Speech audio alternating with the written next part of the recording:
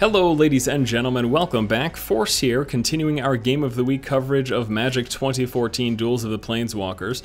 In today's video we will be focusing on sealed play. Specifically, I'd like to show you the construction of a sealed deck.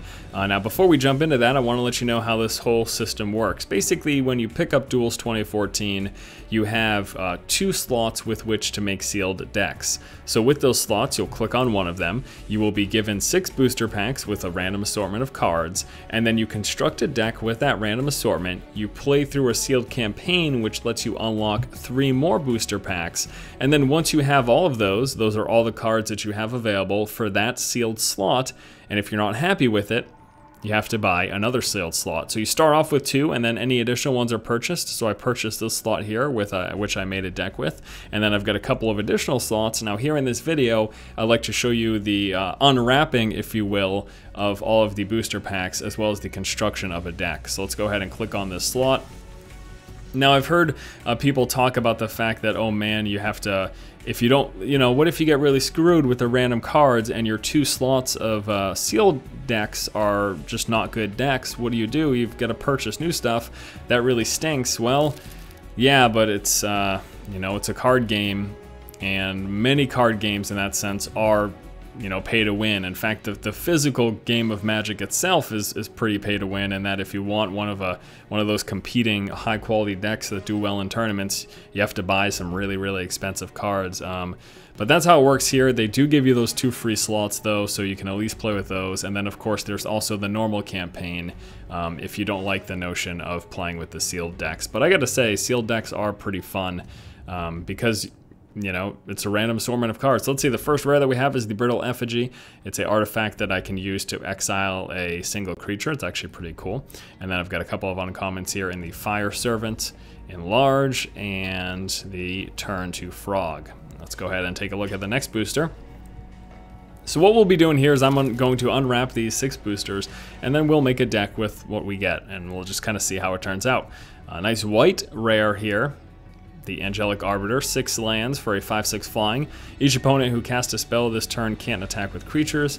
Each opponent who attacked with a creature this turn can't cast spells. Very cool. Huh, that is very cool.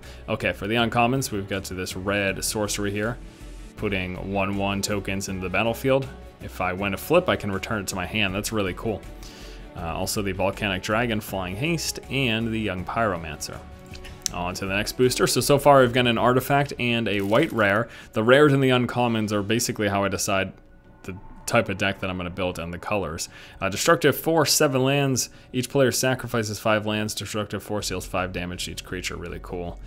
And then we've got a red uncommon here. Creatures you control gain double strike. Sarah Angel, nice white uncommon. We might have to go with a white deck. Oh, Staff of the Magus for red. Okay, let's take a look at the next booster pack. You'll notice I'm not going through all the commons as well, just focusing on the rares and the uncommons. Honor of the Pure, I think a white deck is in order here. White creatures get +1/+1, also picked up 7/4, but you have to sacrifice when it attacks, an Acidic Slime, and a Volcanic Geyser. Alright, next booster pack, got a couple more left. Let's hope for at least one more white rare, and then we'll be definitely in order for making a, ooh, wow. 5 lands plus X, search your library for X cards, put those cards into your hand, then shuffle your library. That is really good. Picked up an Elixir of Immortality, awesome uncommon to have in sealed, and then a Rock Egg. Yeah, white is definitely going to be one of the colors. That seems pretty obvious by now. I think it's sort of a toss-up though as to what the second color is going to be. Maybe we'll have to go with black actually, because we've picked up some pretty good black stuff. Some pretty good black cards here. Nice Diabolic Tutor. Got the potential for red too. All right, well, let's take a look here then. Now those are the 6 initial booster packs. So this is how we're making our deck. We're gonna start off here. White will be my color of choice. I have 2 very nice rares for white. Now, let me take a look at these other ones. So what else did I get rares? And I got 2 rares in black. I think I got 1 red one, yeah. No rares for green. Ooh, but 2 Rampant Growth, which those in and of themselves almost make me want to splash green in the deck because it's dual color, just to have a better chance of searching through for stuff. And then we have the Brittle Effigy.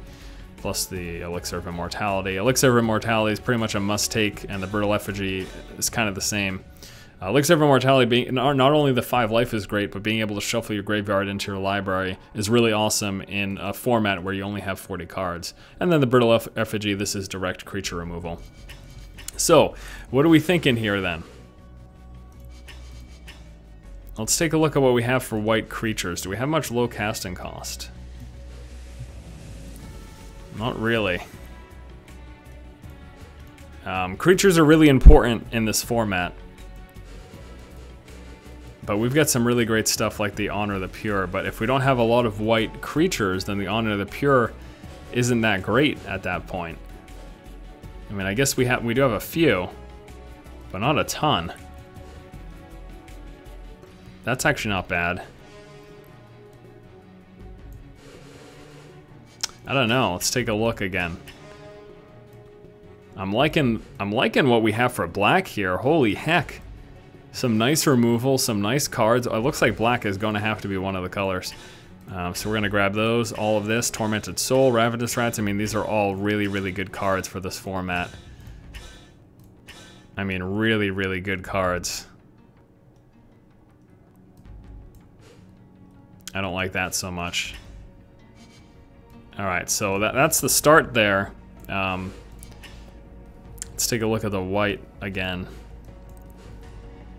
I mean, we do have those 2 white rares, but as great as Honor of the Pure is, without a ton of white creatures, it's not that good at that point. But we do have some nice removal and stuff, so maybe I could go with that. Let's take a look at blue and red again. Destructive Force is pretty good. We've got some direct damage. What is this? Destroy target land. That can actually be pretty potent too. Let's take a look at green real quick. Just figuring out what I want to do here. You know, it's funny because I really thought white was going to be the color, but turns out not really. Alright, so at this point I'm thinking either black and green or black and red. And I think I might go with green. I actually think I might go with green. Let's take a look here. Yeah, you know, one of the biggest reasons I want to go with green right now, Rampant Growth is really nice. Alright. I don't think the boar's that bad either. Sacrifice to gain life, plus it's a 2/2. So you can use it as a blocker, and then you can kind of go from there. Chance a creature gets +3/+3, that's really good. I'm trying to stick with casting cost of 1 green,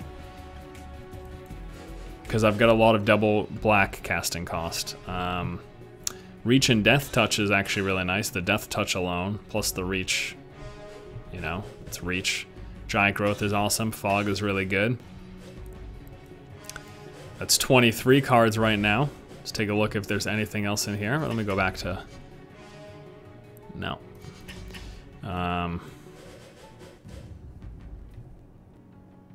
Put a 1/1 counter on target creature you control, then that creature fights another target creature. That's pretty good.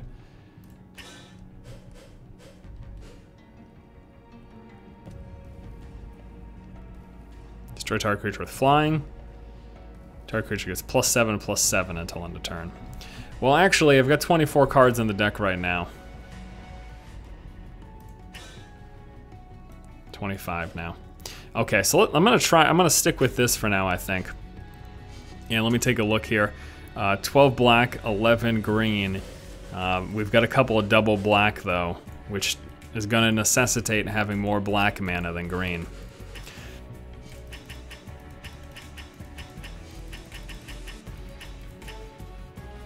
All right. 8 and 7. Does that sound good? That sounds good to me. All right, so this is our deck, guys. We have just made a black-green deck. We have got some really nice creatures for early on. We've got some nice removal, some nice control there as well. I think this deck actually looks pretty good. So at this point, what we do is we move on to playing through the sealed campaign to unlock additional booster decks and then going from there, booster packs. So we are going to push forward, save and continue. And now this is the campaign. So what happens is once you construct your deck, you then play through this campaign. and in doing so, you get to unlock 3 additional booster packs. So let's go ahead and play this first one here. This is, we're playing against Garrix sealed deck. I believe they're pretty much all mono decks from what I remember. I've played through the sealed campaign on one of my sealed slots. And look at this starting hand. Oh, I just really like that I got a rampant growth. So I don't know why I'm so excited. I've got no creatures here, but I really like the rampant growth, and I like the mana distribution as well. So we are going to go ahead and keep this hand. Plus, who doesn't love a rune? Scarred Demon.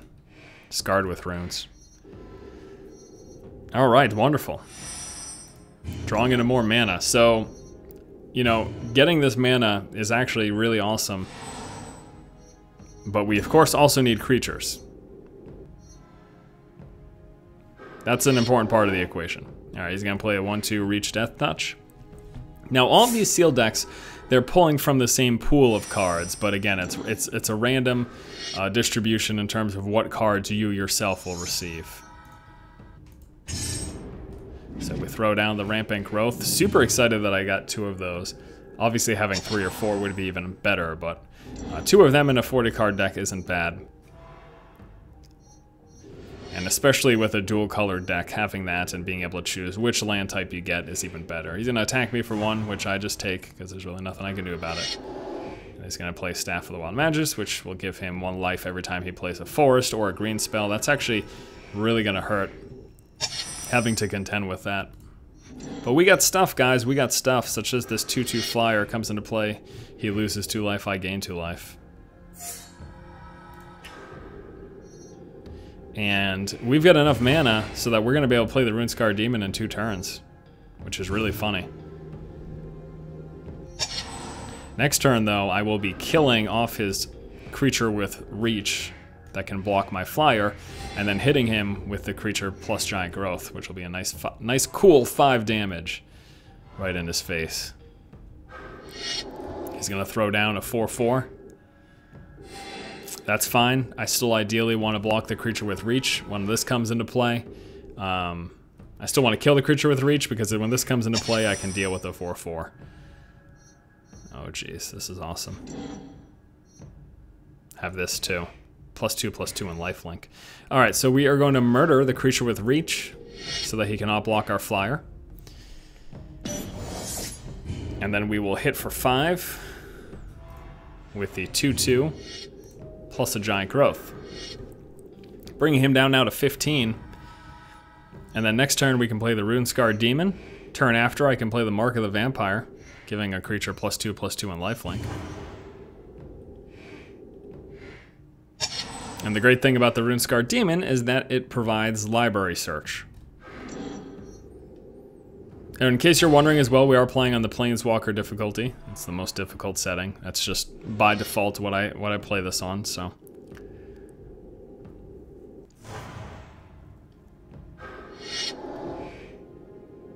Okay.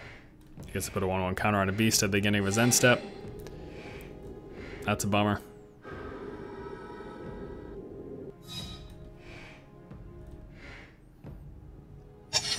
Creature's just gonna get bigger and bigger. I do need 1 more turn, I'm sorry. For some reason I thought this cost 6, no, that cost 7.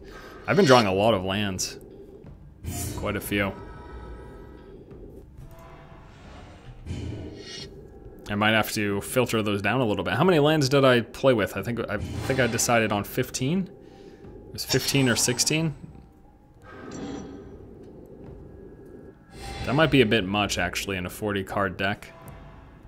Huh. I might want to drop those lands slightly. I might have a bit too much here.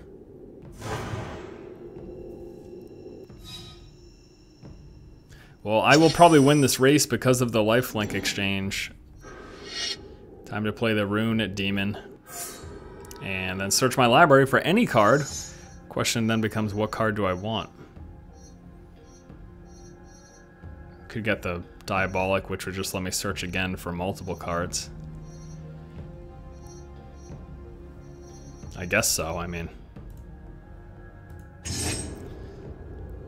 Then I'll be able to get 2 cards.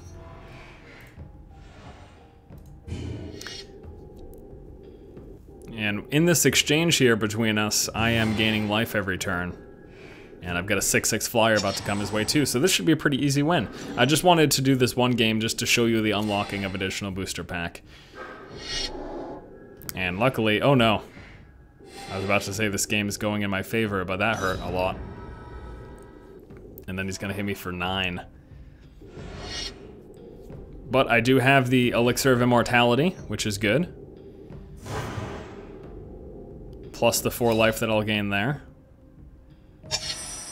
Ooh.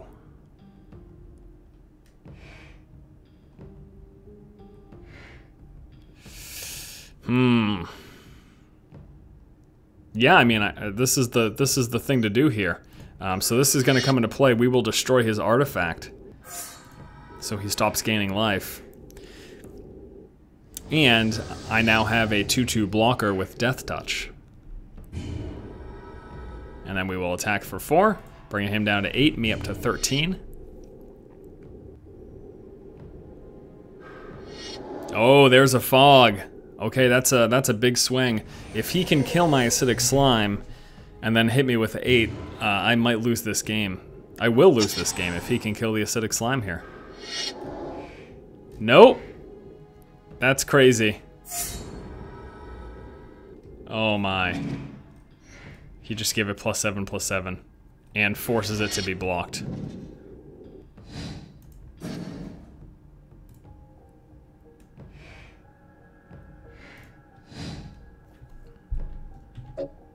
No!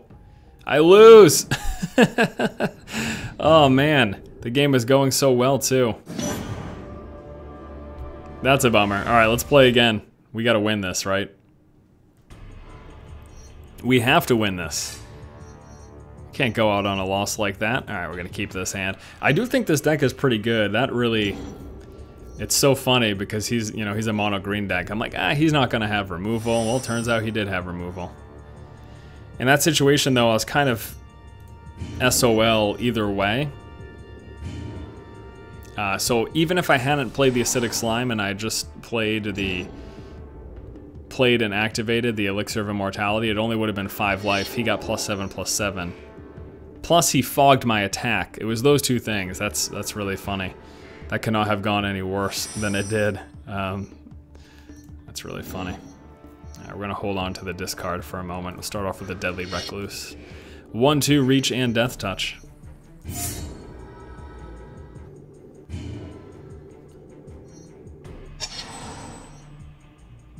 Got a Brittle Effigy here, the Mark of the Vampire, Runescarred Demon, a Boar, Ravenous Rats.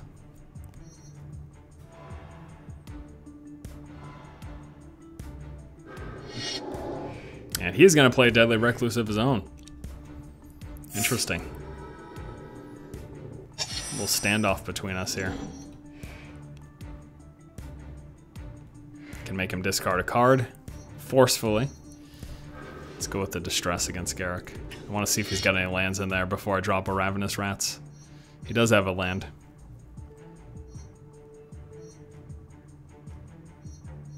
There's the Fog, Staff.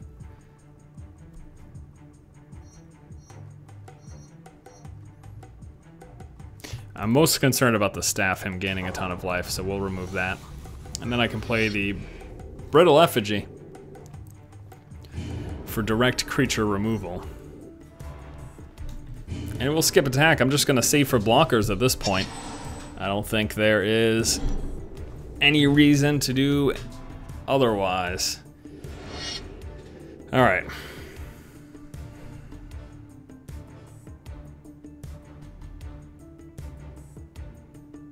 Block his 2. 1 goes through.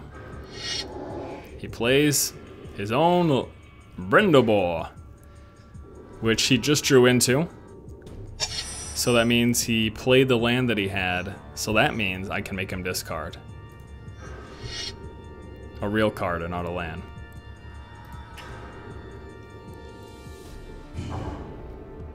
There's the Fog, awesome. And now I'm hurting for land, which is kind of funny. Because last game I was just talking about how I had way too much mana. Didn't know what to do with it.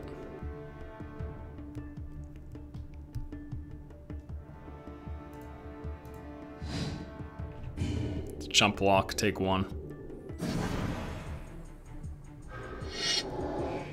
And he plays a 4/4, ouch. That is gonna hurt. Or maybe not. Play our Death Touch creature.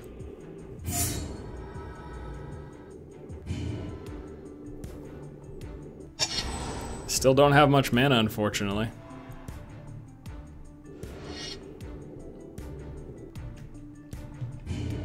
I will take the 2.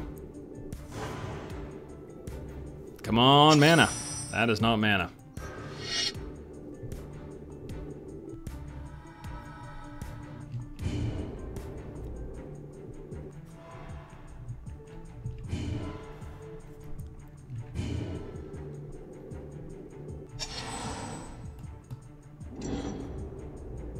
And at this point, I don't know, I'm just saving this for if he attacks with the 4/4.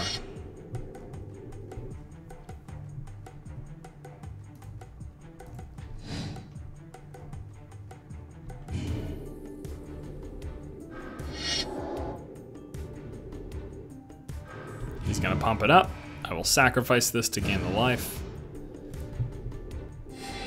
His creature doesn't go through, but he also doesn't lose it.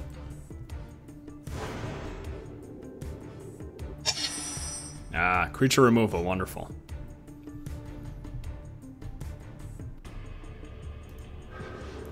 Let's get rid of the 4/4.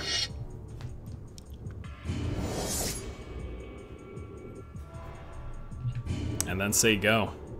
You know, it's funny. A lot of stuff's happened, but I'm still at 19 life.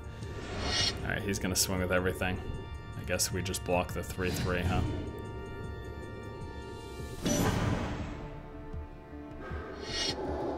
Plays another Deadly Recluse, and he's gonna kill me with all these small creatures unless I start drawing a ton of mana.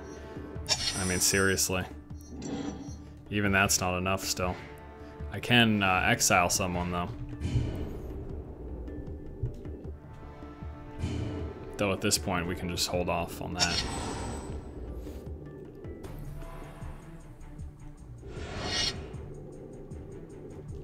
Alright, I take the 4.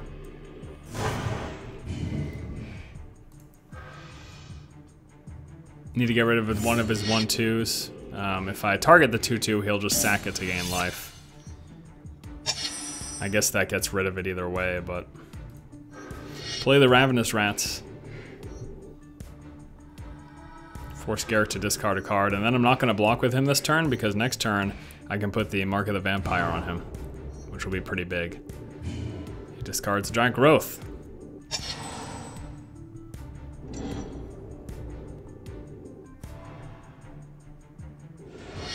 Attacks for 3.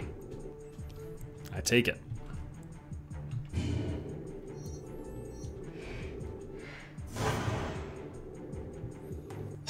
Because we can play this back and forth game all day with my Mark of the Vampire.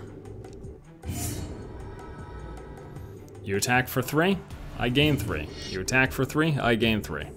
That's a nice back and forth. I like that back and forth.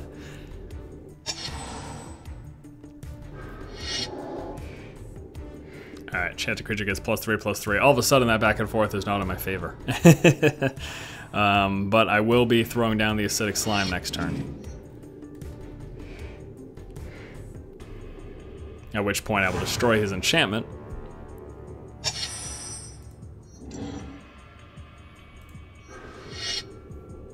And have a new blocker. Now I could have gone for one of his lands and then just used him as a blocker, since he's got Death Touch, but I'm concerned about his stuff, like, that'll kill my creatures, basically what ended up making me lose the game last game. I'm concerned about a repeat performance there.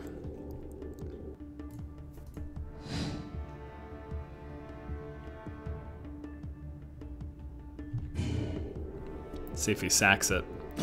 Nope. Ah, yes, amazing. Drew a 7th land, Rune-Scarred Demon comes into play. Let's search my library for something fun, Could force the fight, but I think his Death Touch would kill me. I don't know, actually. Chance of creature gets +3/+3 is pretty nice.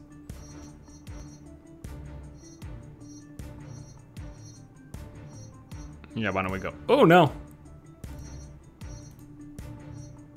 There we go. We're gonna go with that. Give +3/+3 to my Rune-Scarred Demon next turn.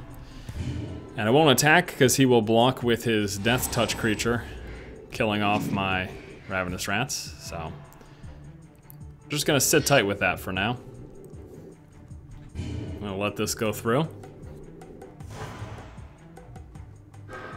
Guessing he's got something else. There's the fight. Force them to fight. His creature has Death Touch, so he kills my demon.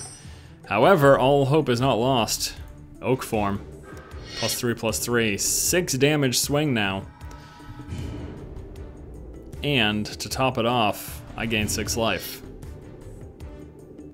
Well, I'm glad we'll come out of this with a victory. At least I think. I thought that last game too. Throw down our Elixir of Immortality. And then what we'll do is, before the end of his turn, I'm going to sack it, shuffle my graveyard into my library, and then search back for my Rune-Scarred Demon. It's a great little fun combination. Alright, graveyard now shuffled into my library. And then we go for a search. Full out search of 2. Should probably do this after my attack phase, but anyways. And in this search, let's go Rune-Scarred Demon. And one of these, just in case he plays a creature.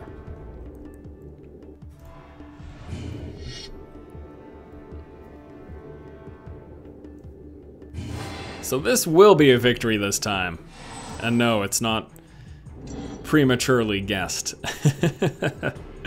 There we go. Awesome. Very awesome. Just go to the attack phase and wrap up this game. And get our booster pack, huh? Man, took us long enough. Wonderful. Booster pack acquired. So Force wins. In destroying him, I unlocked a single booster pack. Now, if we go back to the sealed campaign, you can see you continue to play. There's 2 more booster packs available for unlock.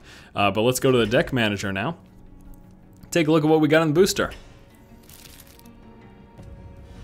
Anything good for our deck? Yes, absolutely. Picked up a Hypnotic Spectre, which is a really awesome card. Very nice. We also have another Distress, which we could use. We've got a Giant Scorpion, which we could use. Another Rampant Growth. So all of a sudden, this green-black deck is looking a bit stronger now, as there's some really good cards that we've pulled here to add to the deck. All right, guys, so that's pretty much what I wanted to show you. I wanted to show you the construction of a sealed deck and a little bit of how the campaigning works to unlock additional cards. So you continue to do that.